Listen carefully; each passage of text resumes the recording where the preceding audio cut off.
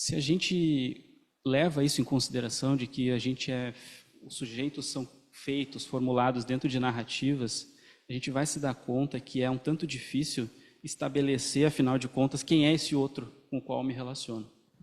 Então, nesse sentido, o outro ele tem sempre um quê de desconhecido. Eu não sei quem é esse outro. Eu posso conhecer facetas dele, mas eu não conheço ele na sua totalidade.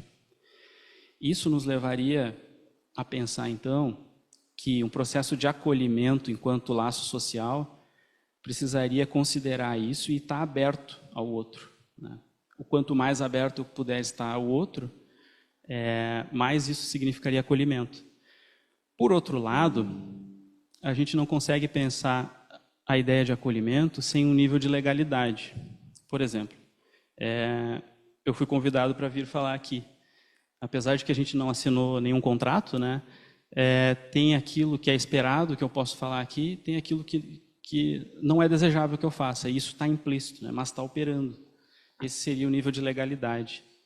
Esse nível de legalidade ele também é necessário para as relações, para esse processo de relação com o outro, mas ele tem uma faceta de que ele poderia, de fato, impedir a expressão do outro. Porque se eu não sei quem é esse outro, na medida em que antes mesmo dele chegar, eu já delimito o campo de operação dele, eu já não estou totalmente aberto para o outro.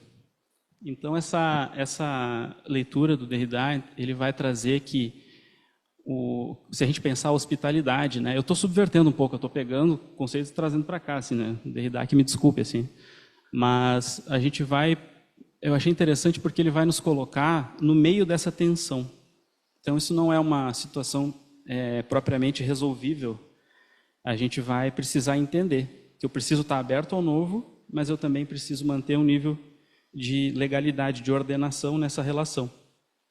Porque se eu tiver totalmente aberto ao outro, sem um nível de legalidade, eu ponho em risco a minha própria existência enquanto sujeito, né? Se eu estou totalmente cuidando da minha existência enquanto sujeito, sem estar aberto ao outro, então também não tem relação, porque eu não sequer consigo enxergar o outro.